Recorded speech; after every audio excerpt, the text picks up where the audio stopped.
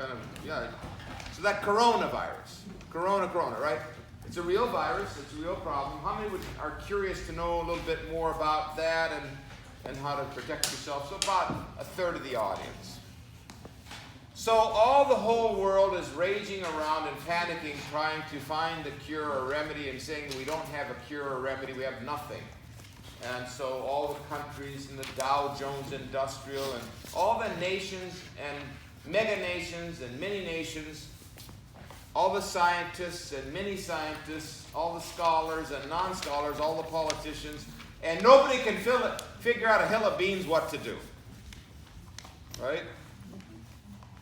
Now, where do you suppose is the only place that you could find a cure or remedy for the crisis that's going on? Don't forget that if you want that. In nature. Yeah. In the nature. Who said that? She said it immediately. She gets to win a book or something. We've got to figure out some kind of a prize for her. In the nature is the answer for the massive, catastrophic global pandemic. And in fact, I happen to have discovered what we should be doing, and I'm not, pitching it or trying to, make a big deal out of it. But I did the research in 2003 on the human coronavirus, the SARS virus, and I treated 3 cases of SARS successfully. And so I did the study. I published it in my book, The Respiratory Solution. I published a good 10 pages or so on SARS, coronavirus. And it was not a big deal to me. The study that I did, we're going to show that data. And you've got, I think some of you have got the study, and all of you will get a sheet on it. We've got the sheet here. We infected chicken embryonic cells with the SARS coronavirus, which is about 15% fatal disease, 10-15%, about 15. This was published in Antiviral Research. We then, how many of you are interested in this? We then infected the cells with influenza A. So you have chicken embryonic cells, so now you have intracellular infection, which was similar to what we would contract if we were exposed to flu, what have you. We infected the cells with something I wasn't that interested in, but some of the scholars I was working with were curious, and that was the bird flu, the Vietnamese bird flu, which is about 60% fatal, and generally Vietnamese, Thai, Chinese who get it when they're attending cockfights. The cocks are killing each other and the blood splatters on somebody's face and they get this potentially 50% fatal disease. Or there's a delicacy supposedly in Vietnam which is called cold duck blood soup.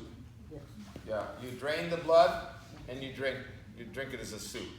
Not too interesting, at least not for Westerners. So that's an extremely aggressive disease. So there was an excellent study.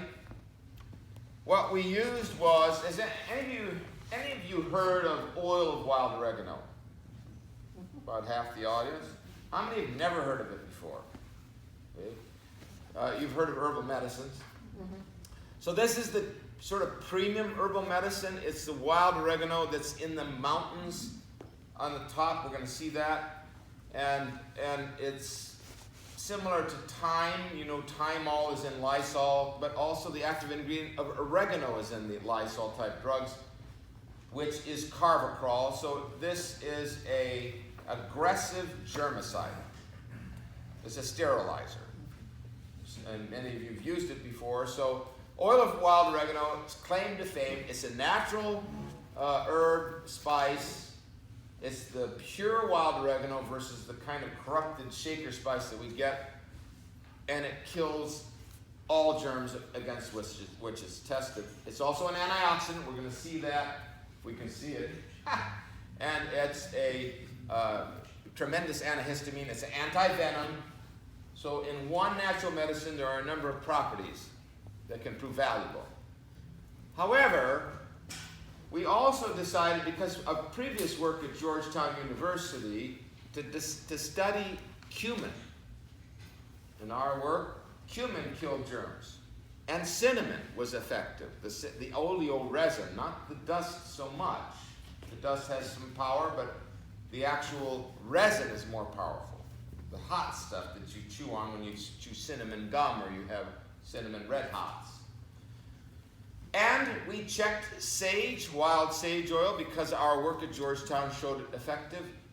So cumin, sage, cinnamon, and oregano were all tested. And that was in a product called Oregaresp. So we tested the oil of oregano and we tested the Oregaresp in the study. So what we found was that the oil of oregano destroyed the human coronavirus, destroyed the flu virus, and in higher doses destroyed the bird flu. And also that the multiple spice, what happened when we combined 4 natural germicides? Which one worked better, the pure by itself oil of oregano or the combination? What do you think? Combination worked better. There was a synergy. And the methodology of making the combination was to dry the essential oils to a dust. And at that point, the dust was encapsulated. So that's more powerful than the typical oregano oil that you would just buy in a bottle because you use olive oil as diluent. So we completely destroyed the coronavirus, destroyed the influenza virus.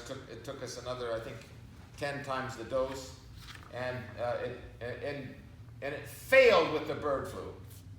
So I talked to the investigators and said, it can't fail. It's got to work. He said, well, why did you only use the same dose? I said, jump. He said, what do we do? I said, jump it up 25 times. 25x dose. And it killed the bird flu. That's it. Now, when we presented this data to an audience of drug reps, their mouths dropped off, their jaws dropped, and they were gaping for 15 minutes. They were shocked. Because all that is in medicine, or this synthetic world that we live in, or the pharmacological big business world, vaccinations as well, nothing could match what God made. So all of this spinning around, and we're not paying attention to the gifts and the blessings that we have. And I can list a number of things that we could give to people with coronavirus, but the kingpin is the spices. Why do you think they used to kill each other and fought wars and sunk 1,000 galleons each, or whatever, they were bombing each other with the cannons to conquer the Spice Islands? There were wars, century-long wars over that. Thousands killed, locals and Westerners, Dutch East Indies Company, the British, and more. Why were the spices valuable to them? How do you think they kept the food sterile on the ships? They put cloves and cinnamon in it. That was their way of keeping the food from rotting for 90 days or 6 months on boat. But now, the pharmacological and the government-sponsored vaccines are the only thing that are allowed.